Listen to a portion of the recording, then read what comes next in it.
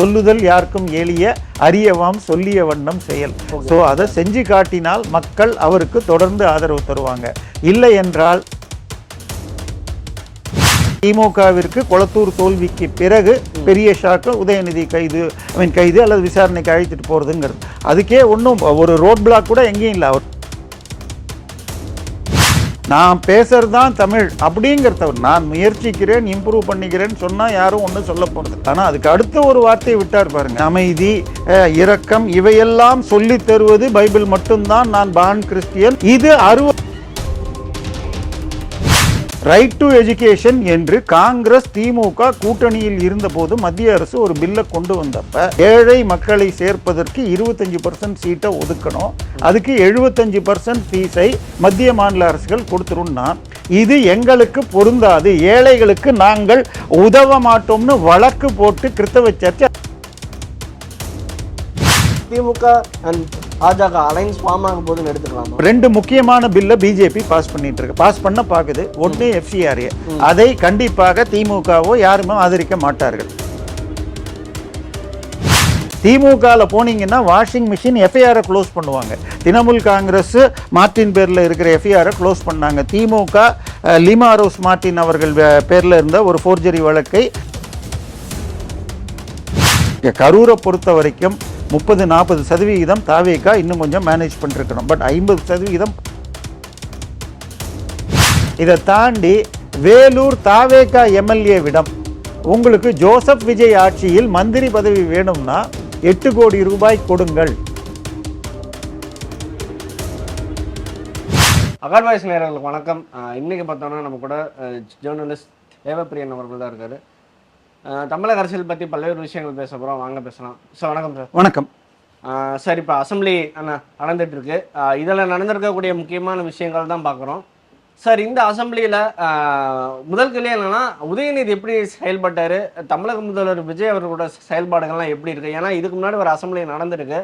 இந்த அசம்பிளியில் ஒரு மிகப்பெரிய எதிர்பார்ப்பு இருந்தது. ஏன் அப்படின்னா அசம்பிளி ஸ்டார்ட் ஆகிறதுக்கு முன்னாடி தான் உதயநிதி அவர்களை விசாரணைன்னு சொல்லி கூட்டிகிட்டு போயிருப்பாங்க. ஸோ இந்த சட்டமன்றத்தோட அனல் பறக்கும் தான் எதிர்பார்த்தோம். பட் ஆனால் எப்படி போச்சு, உங்களுக்கு என்ன தோணுது? இல்லை, பெருமளவில் அதிமுகவை தாவேகா விழுங்கும் நிலையில் அதிமுக வெர்சஸ் தாவேகா இருந்த அளவுக்கு திமுக வெர்சஸ் தாவேகா இந்த கூட்டணியில் இல்லை. ஈவன் இது ஸோ இதை பற்றி ஒரு இஷ்யூவாவது மென்ஷன் பண்ணுவாங்க. நீங்கள் சொன்ன மாதிரி அவரை கைது என்பதை பற்றினா முதல் குடும்பம் பேச வேண்டாம்னு சொன்னதாக சொல்லப்படுகிறது. அதே போல் மரிய வில்சன் தவறாக உணர்ச்சி வசப்பட்டு பேசிய போது கூட ஏவவேலு அதுக்கு சப்போர்ட்டாக தான் பேசினார். ஸோ பெருமளவில் தாவேகாவுடன் மோத வேண்டாம் என்ற போக்கை திமுக எடுத்திருக்கா என்ற ஒரு நிலை இருக்கு. அதே நேரத்தில் தாவேகா திமுகவை பிஜேபியோட இணைச்சிடணும். ஸோ தட் அந்த தன்னுடைய மைனாரிட்டி செக்மெண்ட் ஓட்ஸ் மேஜரை கன்சாலிடேட் பண்ணணும் அப்படிங்கிற மாதிரி இருக்குது. இதுக்கு நடுவில் சண்டேவோ சனிக்கிழமை நைட்டோ திரு ஸ்டாலின் அவர்களை பல்வேறு பாதிரியார்கள் போய் சந்தித்து இந்த FCRA எதிர்த்து இது பண்ணான்னு உடனே அடுத்த நாள் இவர் அவர்களை சந்தித்து ஒரு பில்லையும் பாஸ் பண்ணியிருக்காங்க. இப்போ அது கூடாதுன்ட்டு. பட் இதெல்லாம் அதாவது தேவையற்ற பில்களை பாஸ் பண்ணுறதுல என்ன லாபம் இருக்குது?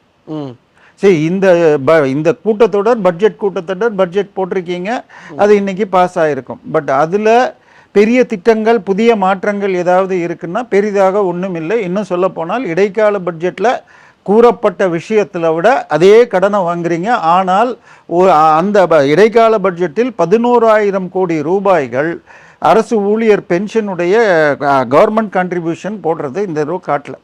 அப்போ அதை ஒதுக்கினீங்கன்னா இப்போ நீங்கள் இது இன்னைக்கு வாங்க போகிற 1,74,000 crores மேக்சிமம் லிமிட்.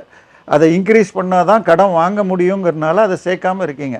ஒன்று அடுத்த வருஷம் அதிகமாக கொடுக்கணும், இல்லை இதுவும் ப்ரொஜெக்ஷன்ஸ் அடிப்படையில் தான் இந்த கடன் வாங்குறீங்க. ஸோ இந்த பட்ஜெட்டை பொறுத்த வரைக்கும் அவருக்கு ஓட்டு போட்ட மக்கள் எதிர்பார்த்த 2,500 ரூபா மாதத்துக்கு கொடுக்கறதோ அல்லன்னா வேறு திட்டங்கள் எதுவும் சொல்லப்படலை. கேட்டால் 2 வருடங்கள் நிதி அப்படிங்கிறான். இன்னொன்று, பட்ஜெட்டில் பல இடங்களில் லீக்கேஜ் அல்லது கசிவு என்ற சொல் இருக்கிறது. ஆனால் அதை பற்றி விளக்கம் ஏதும் இல்லைன்னு ரகுபதி அவர்களே சுட்டி காட்டினார். ஏன்னா இதுதான் முக்கியமான விஷயம். தமிழ்நாட்டு பட்ஜெட்டில் 30% கான்ட்ராக்டுக்கு வாங்கப்படுகிறதுன்னு விஜய் அவர்கள் எலெக்ஷனுக்கு முன்னாடி சொன்னார். அது கோபாலபுரம் குடும்பத்துக்கு போகுதுன்னும் பேசினார். கிட்டத்தட்ட நிதித்துறை அமைச்சர் அந்த வெள்ளை அறிக்கையின் போதும் அதை திருப்பி வலியுறுத்தினார் 30% போகுதுன்னு. இந்த பட்ஜெட் கூட்டத்தொடருக்கு 2 நாள் முன்னாடி நான் கம்ப்ளீட் டேட்டா எடுத்து கொடுத்துட்டேன், எந்தெந்த துறையில் எவ்வளவு பார்ட்டி ஃபண்ட் வாங்கியிருக்கு அதை விஜய் கொடுப்பார் என்று ஒரு பயம் காட்டின மாதிரி ஒன்று ஃபிலிம் காட்டின. அதாவது அவர் சொன்னது அந்த வார்த்தையை கேட்டாலே அவங்க பயப்படுறாங்க, ஆனால் எந்தெந்த துறையில் எப்படி எல்லாத்தையும் பட் அது எதுவும் இன்னைக்கு வெளிவந்ததாக தெரியல. முதல்ல இந்த வெறும் பேச்சுக்கள் அப்படிதான் பார்க்க வேண்டியதா இருக்கு. ஏன்னா இல்லை நான் சொல்றது திமுக 2021 தேர்தலில் என்ன சொன்னாங்க, அதிமுக ஆட்சி முழுக்க ஊழல், அதில் திரு ஸ்டாலினுடைய ஆங்கிலத்தில் கலெக்ஷன் கமிஷன் கரப்ஷன் சொல்லிட்டு அவர்கள் செய்த ஊழல் பணத்தை அத்தனையும் மீட்பேன், தங்கமணி வேலுமணி வீரமணி எல்லா மணிகளையும் ஜெயிலுக்கு அனுப்புவேன்னார். 5 வருஷத்தில் எதுவும் பண்ணலை. மக்கள் சீஃப் மினிஸ்டர் எனப்பட்டவரை முன்னாள் எம்எல்ஏன்னு இப்போ மாற்றிட்டான். ஸோ நீங்களும் இதை பேசிக்கிட்டு ஒரு ஃபேக்காக எது கேட்டாலும் இது இந்தியாவிலேயே முதல் முறை, தமிழகத்தில் முதல் முறை இப்படிங்கிற இந்த நெரேட்டிவை கொண்டு போனீங்கன்னா இதெல்லாம் எலெக்ஷனுக்கு முன்னாடி எடுபடும். இது ஒரே ஒரு டிஃப்ரென்ஸ், அவங்க எக்ஸ் தளத்துலையும் ஃபேஸ்புக்லேயும் யூடியூப்லேயும் பண்ணாங்க, நீங்கள் இன்ஸ்டாவில் பண்ணுறீங்க, அவ்வளோதான் வித்தியாசம். இப்போ மற்றவங்களும் அதை நோக்கி வர்றாங்க. ஸோ ஆக்ஷன் தான், ஆட்சிக்கு வந்த பிறகு ஆக்ஷன் தான் பேசும். அதை இன்னும் இந்த பட்ஜெட்டில் அதுக்கு ஏற்ற மாதிரி ஒன்றும் இல்லை. Sir okay sir. சார் இப்போ பார்த்தோம்னா நம்மளோட ஃபினான்ஸ் மினிஸ்டர் என்ன பேசினாருன்னு உங்களுக்கு தெரியும், அதுக்கு தனி சார், அது தப்பு சரி, எமோஷனல் ஆகிட்டால் அது வேறு விஷயம். பட் ஆனால் இன்னைக்கு இந்த ஆண்டாண்டு காலமாக பார்த்துருக்கோம், தமிழ்னே பேசக்கூடிய திமுக வந்து அதை கண்டித்தோ எதுவுமே பேசலை, அவங்க ஒரு மாதிரி அமைதியாகவே இருக்காங்க. என்ன காரணமாக இருக்குன்னு நினைக்கிறீங்க? இல்லை அதாவது ஒருவர் தமிழை வேகமாக பேச முடியவில்லைன்னா தப்பு கிடையாது. இன்னொன்று தமிழ்நாடுன்னு நம்ம இன்னைக்கு சொல்கிற அது 1959க்கு முன்னாடி வரைக்கும் மதராஸ் சமஸ்தானம்னு இருந்து இங்கே தமிழ் அல்லாதவர்களும் இங்கேருந்து பாம்பே வரைக்கும் அந்த பக்கம் மந்த்ராலயா வரைக்கும் மைசூர் இது வரைக்கும் கேரளாவின் பெரும் பகுதிகள் இப்படி எல்லாமே இணைந்திருந்த பகுதியினால இது காஸ்மோபாலிட்டனாக இருக்கும். ஸோ அப்போ இன்னும் திமுகவில் எடுத்துக்கிட்டால் கிட்டத்தட்ட 19 அமைச்சர்கள் தெலுங்கர்களாகவே முதலமைச்சர் முதல் எல்லாருமே இருந்தாங்க. ஸோ அதில் தவறில்லை. ஆனால் நான் பேசுறது தான் தமிழ் அப்படிங்கிற தவறு. நான் முயற்சிக்கிறேன், இம்ப்ரூவ் பண்ணிக்கிறேன்னு சொன்னால் யாரும் ஒன்றும் சொல்ல போகிறதில்ல. இல்லை என்னால் இவ்வளோதான் முடியும்னா கூட தப்பு இல்லை. ஆனால் அதுக்கு அடுத்த ஒரு வார்த்தையை விட்டார் பாருங்க, அன்பு, அமைதி, இரக்கம், இவையெல்லாம் சொல்லி தருவது பைபிள் மட்டும்தான். நான் பான் கிறிஸ்டியன், இது தமிழில் எவ்வளோ படித்தாலும் கிடையாதுன்னு பாருங்க. இது அபத்தமான ஸ்டேட்மெண்ட்.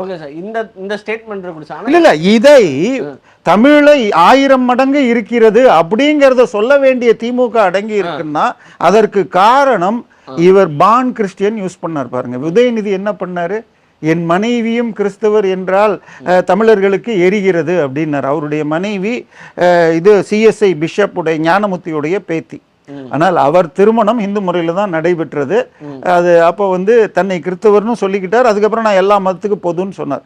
இப்போ ஏற்கனவே இவர்கள் கிறிஸ்துவ ஓட்டை வாங்கிட்டாங்க. இப்போ இவர் பான் கிறிஸ்டியன் என்ற வார்த்தையை யூஸ் பண்ணதுனால இதை எதிர்த்தால் இன்னும் கிறிஸ்தவ ஓட்டு வெளியில போயிடுமாங்கிற பயத்தில் தமிழை பலி கொடுத்து விட்டார்கள் திமுக. இது இன்னைக்கு பண்ணல.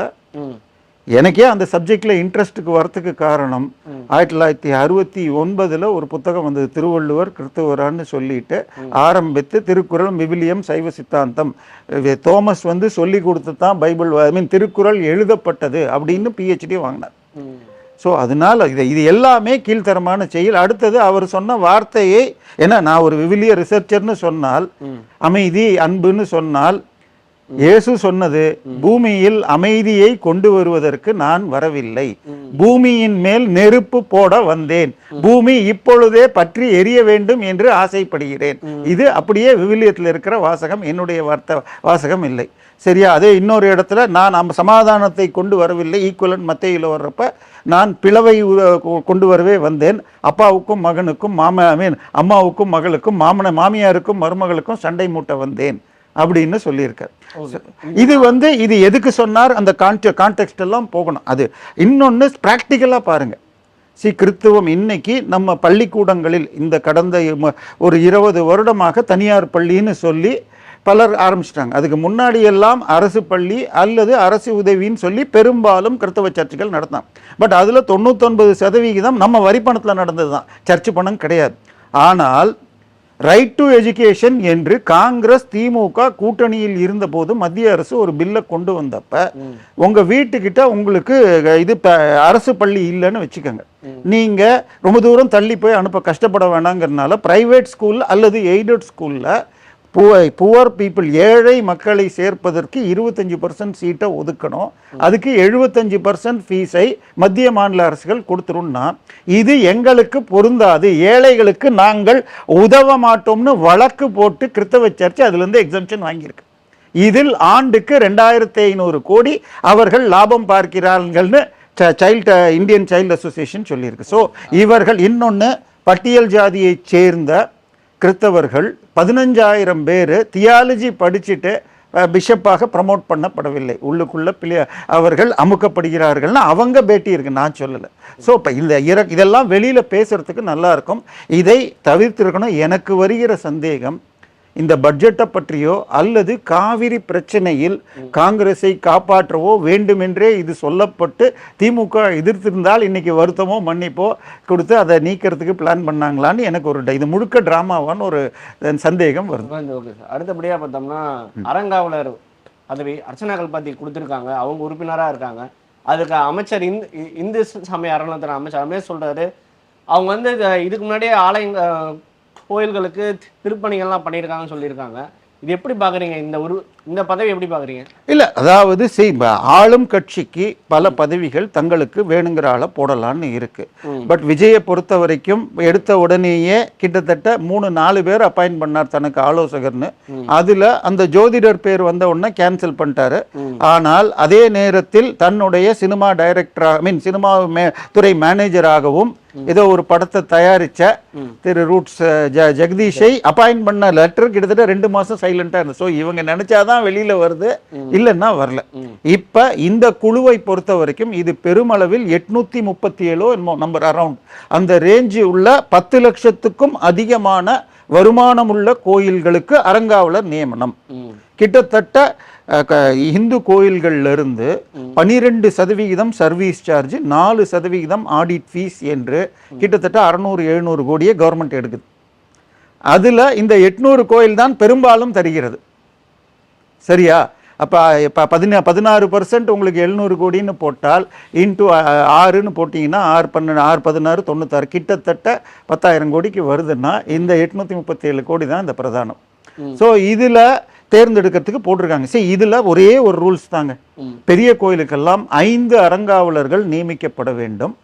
அவர்கள் அது எந்த கோயிலோ அந்த கோயில் சம்பிரதாயப்படி, வைணவ கோயில்னா வைணவம், சைவ கோயில்னா சைவம், முருக கோயில்னா அந்த சம்பிரதாய ஆகமப்படியானவர்களாக இருக்கணும்.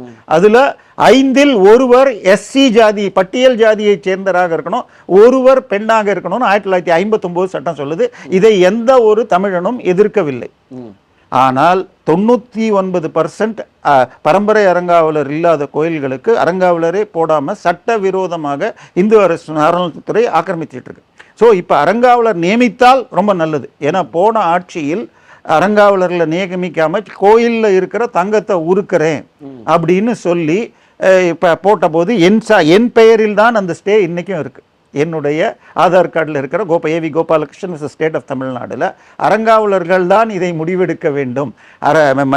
இந்து சமய அறநிலையத்துறை என்ன பண்ணாங்க, எந்த கோயிலில் தங்கம் இருக்கோ அதுக்கு மாத்திரம் அறங்காவலரை போட்டாங்க, அதை உருக்கிட்டாங்க. அதாவது உருக்குனதுல தப்பு இல்லை. என்னன்னு சொன்னால் இன்னைக்கு மாரியம்மன் கோயில் அந்த மாதிரி கோயில்களில் ஏதாவது உங்கள் வீட்டில் குழந்தைக்கு உடம்பு சரியில்லை, கணவருக்கு உடம்பு சரியில்லைன்னா என் தாலியே போடுறேன், என் வளையல போடுறேன்னு எங்கள் அம்மாவே ஏதோ ஒரு தடவை பண்ணாங்க.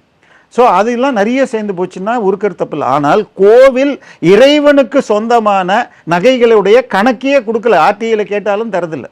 அந்த கணக்கை அந்த ரிஜிஸ்டர்களை முதல்ல மெயின்டைன் பண்ணி ஆன்லைனில் இந்த 837 கோயிலுடைய வரவு செலவு கணக்குகளை ஃபுல் பிடிஎஃப் ஏற்றணுங்கிறத டெலேட் பண்ணிக்கிட்டு இருக்காங்க. ஸோ இது கல்பாத்தி மேடம் போட்டதை பற்றி எனக்கு பெரிய விஷயம் இல்லை. இது என்னன்னு சொன்னால் அந்த குழுவில் உள்ளூரில் இருந்து விஷயம் தெரிஞ்சவங்க இருந்தால் இது அப்ளை தான் பண்ணணும். ஆன்லைனில் அப்ளை பண்ண சொல்லிட்டு வர்ற அப்ளிகேஷனை ஒரு பேச்சுக்கு 50லேருந்து 100 அப்ளிகேஷன் ஒரு கோயிலுக்கு வருதுன்னா அதில் ஒரு 15-20 ஷார்ட் லிஸ்ட் பண்ணிட்டு அந்த குழு டிஸ்கஸ் பண்ணணும். இதுதான் ப்ராக்டிக்கல்.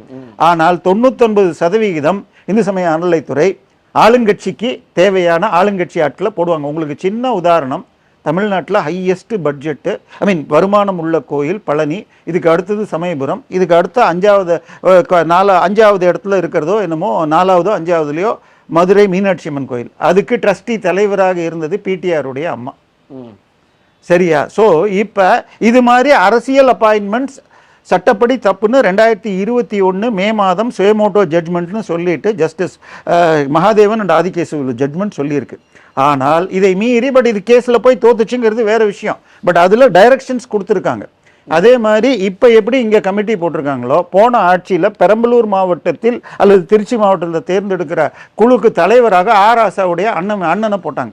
அவர் வீட்டுக்கு போனால் மதர் தெரசா இல்லை இயேசு படங்கள், ஈவேரா படங்கள் இருந்தது. நான் சொல்கிறது முதல்ல நம்பிக்கை உள்ளவர்களாக இருக்கணும். இவங்க என்னை பொறுத்த வரைக்கும் அது ப்ரோரகேட்டிவ் ஆஃப் த இது. பட் உண்மையாக செயல்படுத்துவதென்றால் கோயில் தொடர்புடையவர்களை போடணும். இப்போ ஒரு ஆதீனத்தை அதில் போட்டிருக்காங்க. போன முறை 2 ஆதீனங்கள் இவங்களுக்கு நட்பாக இருந்தாங்க. அதில் ஒருவர் கோவை பேரூர் ஆலயம் இது ஆதீனம்.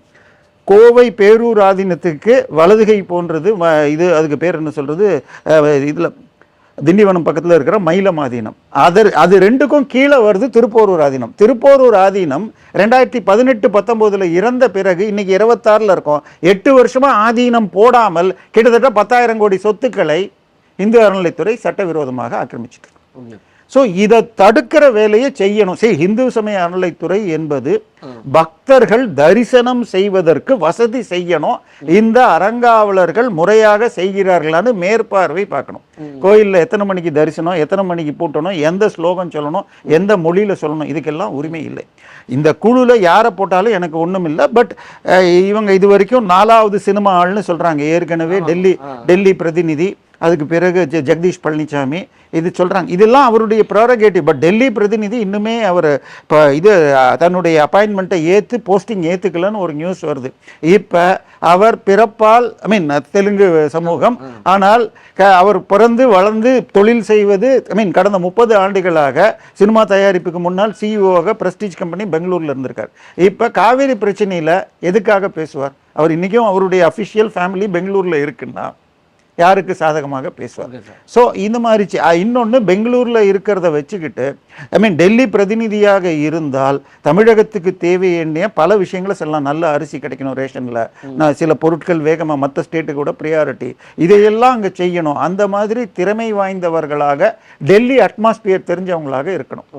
இவர் பெங்களூரில் வியாபாரம் பண்ணவர் அங்கே என்ன பண்ணுவார்னு எனக்கு தெரியல. ஸோ இதை கல்பாத்தி மேடம் போட்டதில் எனக்கு அவர்கள் கோயிலுக்கு செஞ்சுருக்கலாம், நான் அதெல்லாம் எதுவுமே சொல்லலை. பட் இவர்கள் நல்ல ஆட்களாக தேர்ந்தெடுத்து கோயிலை காப்பாற்றணும். ஏன்னா கடந்த 2 மாதத்தில் திமுகவினர் போன ஆட்சியிலேயே திட்டமிட்டு பல கோயில்களை டாக்குமெண்ட்ஸை மாற்றி, பழனியில் 2-3 ப்ராப்பர்ட்டி சொல்கிறாங்க, மதுரை மீனாட்சி அம்மன் கோயில், தாடிக்கொம்பு பெருமாள் கோயில்னு கிட்டத்தட்ட 1000 கோடிக்கும் அதிகமான சொத்துக்களை போலி டாக்குமெண்ட் மூலமாக போலி ட்ரஸ்ட்டை உருவாக்கி பழனி அந்த மதுரை மீனாட்சி அம்மன் கோயிலுக்கு புதுக்கோட்டை ராணி கொடுத்துருக்காங்க. ராஜா ராணி பேரில் ட்ரஸ்ட்டு.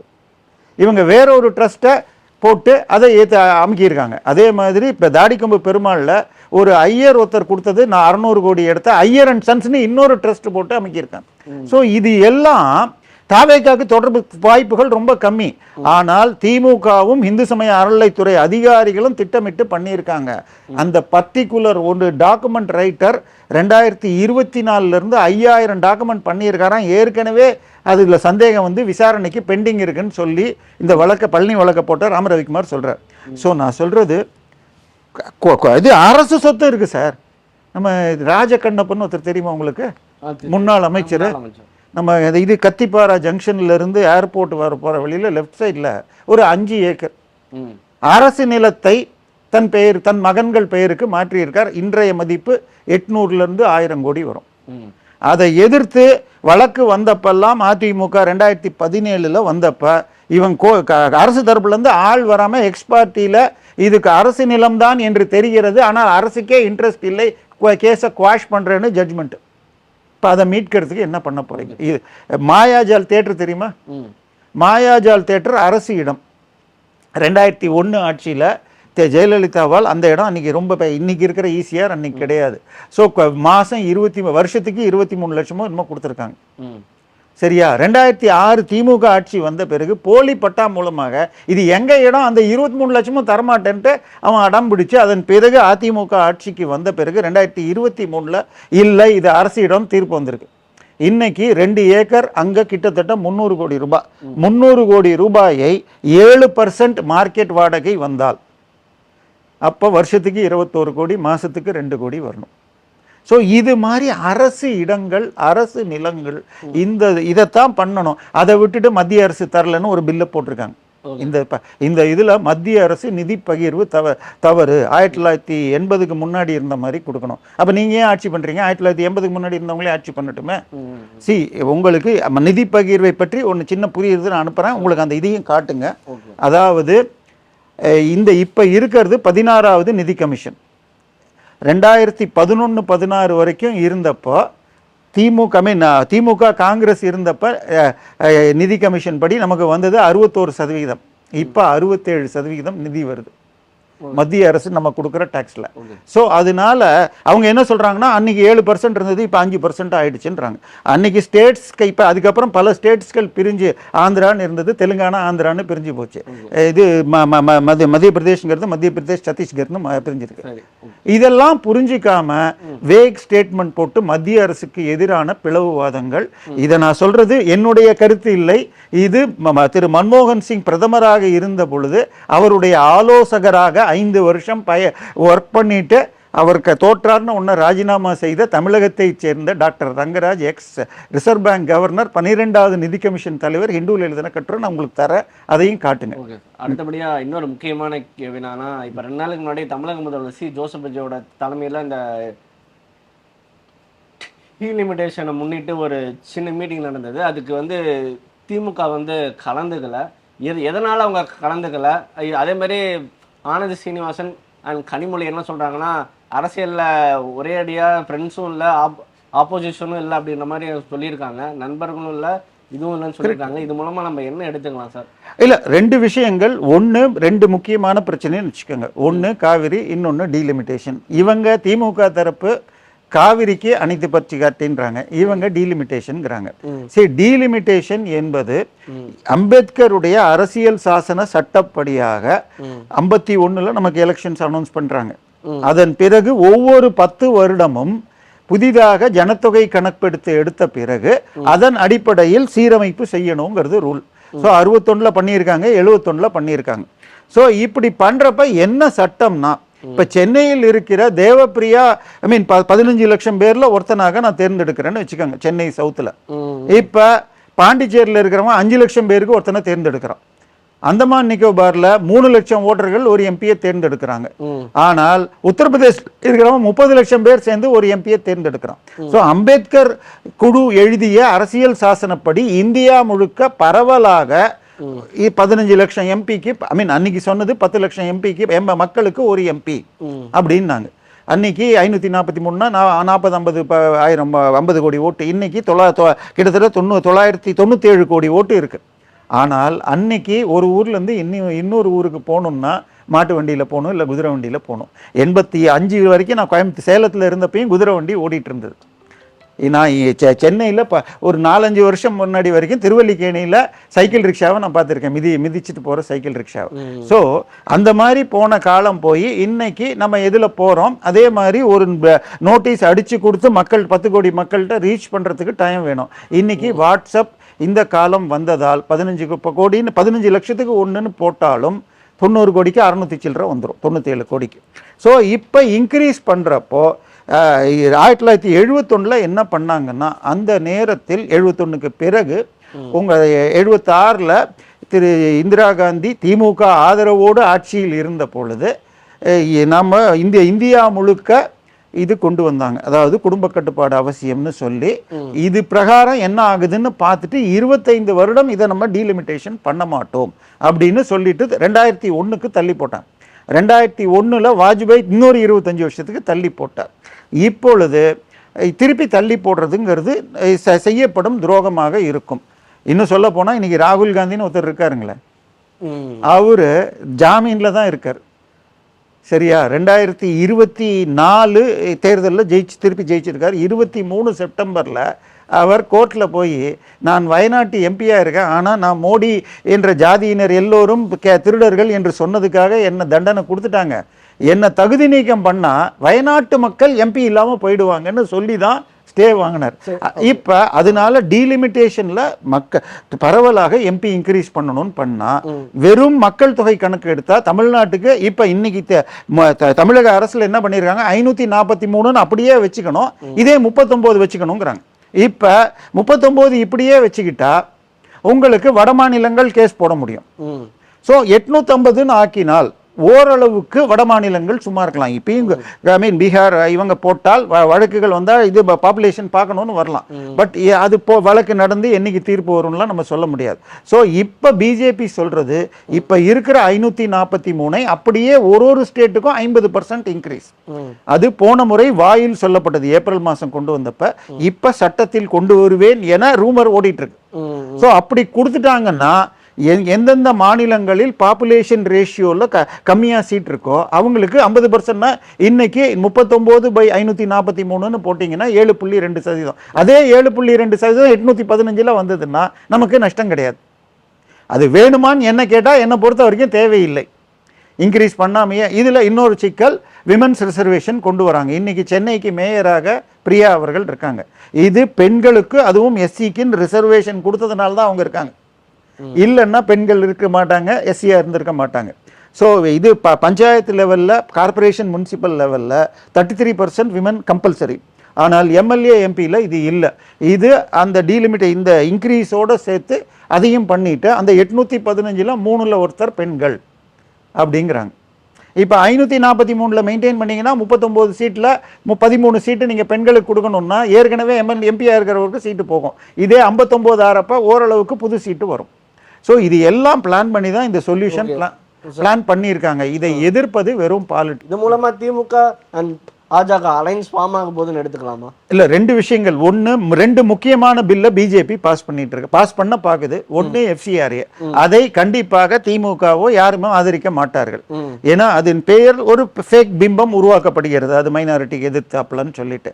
அது மொத்த 100 ரூபா பணத்தில் 100 ரூபா வெளிநாட்டிலிருந்து வந்தால் 23% தான் கிறிஸ்தவர்களுக்கு வருகிறது, 51% இந்துக்களுக்கு வருது. சரியா? ஸோ எல்லோருமே கணக்கு கொடுக்கணும். ராமகிருஷ்ணா மிஷனுக்கு சொந்தமான ட்ரஸ்ட் FCRA லைசன்ஸை லூஸ் பண்ணியிருக்கு, அக்கௌண்ட்ஸ் கொடுக்கலன்னு. ஸோ அந்த ரூல்ஸ் எல்லாருக்கும் தான் அப்ளை ஆகும். ஸோ FCRA பில்லை பொறுத்த வரைக்கும் JPCக்கு போகும்னு நேற்று சொல்லிட்டாங்க. ஸோ இந்த இதில் வராது.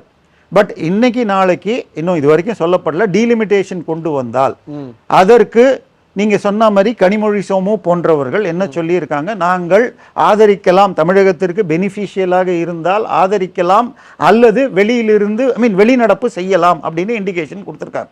சரி, வெளிநடப்பு செய்ய முடியாது. அதாவது சாதாரண பில், இப்போ FCRA பில்லுன்னு வச்சுக்கோங்க, அந்த பில்லுக்கு மொத்தம் எத்தனை பேர் அசம்பிளியில் பார்லிமெண்ட்ல இருக்காங்களோ அதுல பாதிக்கு மேல இருக்கணும். 543 பேரும் இருந்தா 277 பேர் இருக்கணும். 400 பேர் இருந்தா 201 பேர் போதும். இது மாதிரி ஒரு பில்லு 1969 வந்த பொழுது, மன்னர் மானிய ஒழிப்பை எதிர்த்து வந்த பொழுது, திமுகவை சேர்ந்த கருணாநிதியின் நெருங்கிய நண்பரான SS ராஜேந்திரன் அந்த நேரத்தில் டாய்லெட் போயிட்டு அந்த பில்லு தோக்கிறதுக்கு உதவினார். இப்போ அதன் பிறகு உச்சநீதிமன்றம் என்ன சொல்லிடுச்சுன்னா, இது மாதிரி கான்ஸ்டியூஷன் அமெண்ட்மெண்ட் பில்லாக இருந்தால் டீலிமிட்டேஷன் போன்ற விஷயங்களுக்கு சபையில் இருக்காங்களோ இல்லையோ மொத்தம் 543ல் 2/3 இருக்கணும்ட்டாங்க. அப்படி என்றால் 362 பேர் கம்பல்சரியாக வேணும். பிஜேபி NDAவாக 292, சிவசேனா திரிணாமுல் காங்கிரஸ் பிரிந்து வந்தவர்கள் இவங்கெல்லாம் சேர்ந்து 330 கிட்ட வந்திருக்காங்க. ஸோ இன்னும் 30 தேவை. திமுகவுடைய 23 இல்லாமல் அவர்களால் ரீச் பண்ண முடியாது. ஸோ திமுக இதற்கு ஆதரவு கொடுக்கணும், இதெல்லாம் அப்ஸ்டெயின்லாம் பண்ண முடியாது. ஸோ அதை வைத்து கொண்டு திமுகவை தனிமைப்படுத்துவதற்கு இவங்க பார்க்குறாங்க. திமுகவுடைய நிலைமை, அவங்க பின்னாடி எத்தனை வழக்குகள் வந்து நான் அதில் வினாவே கேட்டுறேன். நாங்கள் சில விஷயங்கள்லாம் கேள்விப்பட்டோம், அவங்க பாஜக கிட்ட சில டிமாண்ட்ஸ்லாம் வச்சிருக்கிறதா சொல்கிறாங்க. அமலாக்கத்துறையோட வழக்குகள்லேருந்து எங்களை விடுவிக்கணும், இந்த மாதிரி பல்வேறு விஷயங்கள்லாம் சொல்கிறாங்க. அதே மாதிரி இந்த அரூர் சம்பவத்தில் CBI விசாரிக்கிறாங்க, விஜய் தான் காரணம் அப்படின்னு நீங்கள் சொல்லுன்ற மாதிரி டிமாண்ட் வைக்கிறாங்கன்னு கேள்விப்பட்டோம். இல்லை, அது பலர் பரப்புறாங்க. ஒன்று பாஜகவில் இணைந்த எந்த ஒரு கட்சி தலைவருடைய வழக்கையும் க்ளோஸ் பண்ணல, டைல்யூட் பண்ணி மெதுவாக நடத்த விடுவாங்க. திமுகவில் போனீங்கன்னா வாஷிங் மிஷின் எஃப்ஐஆரை க்ளோஸ் பண்ணுவாங்க. திரிணாமுல் காங்கிரஸ் மார்ட்டின் பேரில் இருக்கிற எஃப்ஐஆரை க்ளோஸ் பண்ணாங்க. திமுக லீமா ரோஸ் மார்ட்டின் அவர்கள் பேரில் இருந்த ஒரு ஃபோர்ஜரி வழக்கை க்ளோஸ் பண்ணாங்க. விஜயபாஸ்கர் அவர்கள் வேல்ஸிலிருந்து வாங்கிய லஞ்ச வழக்கில் வருமானத்துக்கு அதிக வழக்கை க்ளோஸ் பண்ணியிருக்காங்க. வைத்தியலிங்கம் வழக்கை க்ளோஸ் பண்ணியிருக்காங்க. திமுக பிஜேபி எந்த ஒரு வழக்கையாவது க்ளோஸ் பண்ணால் எனக்கு கொடுங்க, எனக்கு இந்தியா ஃபுல்லாக எனக்கு தெரியாது. அவங்க கொஞ்சம் மெதுவாக நடத்த உருவாங்களே தவிர க்ளோஸ் பண்ணதாக சரித்திரம் இல்லை. ஸோ இதில் கரூரை பொறுத்த வரைக்கும் அது சுப்ரீம் கோர்ட் ஓய்வு பெற்ற நீதிபதி மானிட்டர் பண்ணி பண்ணுறார். நான் அறிந்த வரையில் அவர் மிக ஸ்ட்ரிக்டானவர். இப்போ சேர்க்கவோ மாற்றவோ முடியாது. CBI is a professional agency, தனியாக பண்ணுவாங்க. சரி, கண்டிப்பாக அந்த கரூரை பொறுத்த வரைக்கும் 30-40% தாவேகா இன்னும் கொஞ்சம் மேனேஜ் பண்ணிருக்கணும். பட் 50% போலீஸ் தான் காரணம். முந்தா நேற்றுக்கு இங்கே இதில் நம்ம ஃபீனிக்ஸ் மாலில் நடக்க இருந்த ஒரு ஷோவை கேன்சல் பண்ணியிருக்காங்க. ஒரு ஃபிலிமுடைய இந்த ஷோவை கட்டுக்கடமல் போய் இதாகிடும். அந்த மாதிரி அன்றைக்கும் தடுத்திருக்க முடியும். ஸோ போலீஸ் சரியாக செயல்படவில்லைங்கிறது தான் காரணம். இது மக்கள் பரப்புகிற அளவுக்கு உண்மையான்னு எனக்கு தெரியல. ஆனால் பிஜேபி இங்கே கருணாநிதியை கைது செஞ்சப்போ ஒரு சைடு என்ன பண்ணாங்க, கொள்றாங்களேன்னு டப்பிங் போட்டாங்க. இன்னொரு சைடு மத்திய அரசின் பவரை வச்சு போலீஸ் மூச்சிலேயே முரசொலி மாறன் குத்தி எல்லாம் பண்ணாங்க. ஸோ மத்திய அரசு பேக்கப் இருந்தால் நல்லதுன்னு சொல்லிட்டு இவர்கள் இணைய பார்க்குறாங்க. ஆனால் பிஜேபியை பொறுத்தவரை 2028 ஆகஸ்ட் செப்டம்பரில் 5 மாநில தேர்தல் வரும். மத்திய பிரதேஷ், சத்தீஸ்கர், ராஜஸ்தான். அதில் திமுகவோடு கூட்டணி, நேரடி கூட்டணி இருந்தால் அவர்களுக்கு பாதிப்பு வரும். சனாதனம் போன்ற விஷயங்கள்ல அது வரும். அதனால இவர்கள் வெளியிலிருந்து சப்போர்ட் இஷ்யூ பேஸ்ட்னு கொண்டு போவாங்களே தவிர பிஜேபி நேரடியாக உள்ளே இணைச்சிக்கிட்டு மந்திரி சபையில் எனக்கு தெரிஞ்சு இப்போதைக்கு கொடுக்க மாட்டாங்க. ஆனால் பிஜேபியுடைய கணக்கு என்னன்னா, போன தேர்தலில் 400க்கு மேல் வெற்றின்னு சொல்லி அப்கி பார் 400 பாஸ்ன்னு சொல்லிட்டு கடைசியில் 293 வந்தாங்க. இந்த முறை இன்னும் ஒரு சில மாநிலங்களில் குறைஞ்சதுன்னா அதை தமிழ்நாட்டிலேருந்து ஒரு 20 சீட்டு வந்தால் நல்லா இருக்குன்னு ஒரு பெரிய கூட்டணியை நோக்குவார்கள். அதில் திமுக இருக்க வாய்ப்பு இருக்கு. Okay sir. சார் இதில் அடுத்து இன்னொரு கேள்வினா, தமிழக முதல்வர் ஜோசப் விஜய் ரொம்ப புத்திசாலின்னு நிறைய பேர் சொல்கிறாங்க. ஏன் அப்படின்னா, இந்த மீட்டிங் அரேஞ்ச் பண்ணது மூலமாக திமுக வராதுன்னு அவருக்கு தெரியும், திமுகவை அம்பலப்படுத்திட்டாருன்னு சொல்கிறாங்க விஜய் அவர்கள். அது எப்படி பார்க்கலாம்? இல்லை, இது ரெண்டு பக்கமும் சொல்லிக்கிறது, அவ்வளோதான். அவங்கள கேட்டால் காவேரி கூட்டலாமாங்க, இவங்களை கேட்டால் இப்போ ஒன்றுமே இல்லை. இந்த கைதே உதயநிதி கைதியே எடுத்துக்கிட்டிங்கன்னா தாவேகா தரப்பு ஆதரவாளர்கள் என்ன சொல்றாங்க, விஜய் நினைத்தால் முடிப்பார், எந்த லெவலில் இருந்தாலும் அப்படி ஆபாசமாக, அருவருப்பாக, கீழ்த்தரமாக பேசினால் கைது செய்வேன் என்பதை உதயநிதி வரைக்கும் கொண்டு போயிட்டார். ஸோ அவரை இப்பொழுது ஜெயலலிதா லெவலுக்கு உயர்ந்துட்டார்னு அவங்க சொல்லிக்கிறாங்க. திமுக தரப்பை கேட்டால் நேற்று வரை சந்தானத்துடைய துணை காமெடி நடிகராக இருந்த உதயநிதியை தலைவராக்கிட்டாரு. ஸோ திமுக எல்லாம் ஒன்றிணைஞ்சு ஒரு ஒற்றுமை வந்துருச்சு. இப்பொழுது கட்சிக்குள்ளேயே அவர் செயல் தலைவர் பதவியை கேட்டுக்கொண்டிருக்கிறார். ஸோ திமுகவில் ஒரு ஒற்றுமை, நமக்கு ஜெயிக்க முடியும்னு ஒரு நம்பிக்கை இது கொடுத்ததுன்னு அவங்க சொல்றாங்க. ஆனால் அன்னைக்கு மக்கள்கிட்ட ஒன்றும் பெரிய ஆதரவு இல்லை. கிட்டத்தட்ட திமுகவிற்கு கொளத்தூர் தோல்விக்கு பிறகு பெரிய ஷாக்கு உதயநிதி கைது அல்லது விசாரணைக்கு அழைத்துட்டு போறதுங்கிறது. அதுக்கே ஒன்றும் ஒரு ரோட் பிளாக் கூட எங்கேயும் இல்லை. அவர் போற வழியில் ஏதோ 2-3 பேர் படுத்தாங்க, போலீஸ் தூக்கினவுடனே முடிஞ்சு போச்சு, அவ்வளோதான் நடந்துச்சு. ஸோ அங்கே தஞ்சாவூரில் மாத்திரம் அங்கே போக முடியாத அளவுக்கு ஒரு 20 கிலோமீட்டர் முன்னாடி வேறொரு ஸ்டேஷன்ல பண்ணாங்க. சரி, ரெண்டு பக்கமும் அரசியல் விளையாடுறாங்க. ஆனால் திஸ் இஸ் டூ early. தாவேகாவை ஜட்ஜ் பண்றதுக்கோ திமுக மீண்டும் எழுவதற்கோ இது சரியான நேரம் இல்லை. இம்ப்ளிமெண்டேஷன்ல பார்க்கணும். பட்ஜெட் பெரிய நம்பிக்கை தரல. பட் என்ன ஸ்டெப்ஸ் எடுக்கிறாங்கன்னா, திரு மரிய வில்சன் சொன்னது என்னன்னு சொன்னால், நாங்கள் முதலமைச்சரிடம் 4-5 முக்கிய துறைகளில் வாங்கிய பார்ட்டி ஃபண்ட் டீட்டெயில்ஸை கொடுத்துருக்கேன், அவர் அனௌன்ஸ் பண்ணுவார்னு சொன்னார்.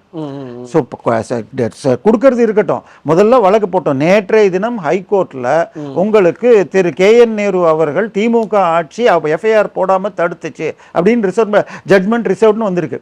ஆனால் அதுக்கு 6 மாதம் முன்னாடியே 5 மாவட்டங்களில் மண்ணு அள்ளப்பட்டது. அரசாங்கத்துக்கு கணக்கு வந்தது 38 கோடி. எடுக்கப்பட்டதுன்னு IIT கரக்பூர் ட்ரோன் வழியாகவும் JCB கணக்கு வழியாக பார்த்து 4700. இன்னைக்கு வரைக்கும் இவங்க ஆட்சிக்கு வந்து இன்றோடு கிட்டத்தட்ட 93 நாள் முடிஞ்சிச்சா, மே 10ல இருந்து இன்னைக்கு வரைக்கும் எஃப்ஐஆர் போடல. KN நேரு பற்றி ED 3 கேஸில் எஃப்ஐஆர் போட சொன்னாங்க. Cash for job, party fund, இதுக்கு டெண்டர்ஸ், 3வது டிரான்ஸ்ஃபர். இதில் 1க்கு தான் போட்டிருக்காங்க, மீதி 2 எப்போ போட போகிறாங்க. வழக்குகளை வேகமாக போட்டு செய்யணும். ஒன்றும் இல்லை, 2 விஷயங்கள் சொல்லி முடிச்சிடுறேன். தாவேகா கரப்ஷனுக்கு எதிர்த்தாப்புலன்னு சொன்னால் திருப்பூர் பக்கத்தில் மாம்பாக்கம் யூனியனில் ஒரு கான்ட்ராக்டர் என்னுடைய பணத்துக்குன்னு சொல்லி அந்த தலைவர்கிட்ட போய் 1 லட்சம் ரூபாய் ஜிபே மூலமாகவும் 30,000 ரூபாய் கேஷாகவும் கொடுத்ததாக வீடியோ லீக் ஆச்சு. தாவேகா திமுகலேருந்து தாவேகாவுக்கு போய் சேர்ந்துட்டார் அவர்.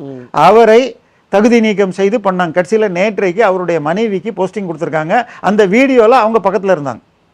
நேற்றைய தினம் சென்னை பக்கத்தில் போரூர் பக்கத்தில் கெருகம்பாக்கம் பஞ்சாயத்து யூனியன் அலுவலகத்தில் நேற்று காலையில் ஒரு ரெசல்யூஷன் பாஸ் பண்ணியிருக்காங்க ஒரு பில்டிங் அப்ரூவலுக்கு. சாயந்தரம் டிவிஎஸ்சி ரெய்டு பண்ணால் 14 லட்சம் ரூபாய் அந்த பில்டிங் கான்ட்ராக்டர் கிட்டேருந்து வாங்கியிருக்காங்க. அதை பற்றி விசாரணை நடக்குதுன்னு இன்னைக்கு காலையில் பேப்பர் சொல்லுது. இதை தாண்டி வேலூர் தாவேகா எம்எல்ஏவிடம் உங்களுக்கு ஜோசப் விஜய் ஆட்சியில் மந்திரி பதவி வேணும்னா 8 கோடி ரூபாய் கொடுங்கள் என்று கேட்டு இது பண்ணியிருக்காங்க. அதுக்கு ஆதவ் அர்ஜுனா பேரில் ஒரு மோசடி ஜிமெயிலையும் ரெடி பண்ணி, அப்போ விஜய் மந்திரி சபையில் காசு வாங்கிட்டு நடக்குதுன்னு கட்சி எம்எல்ஏக்கள் லெவலில் நம்பிக்கை இருந்திருக்கா?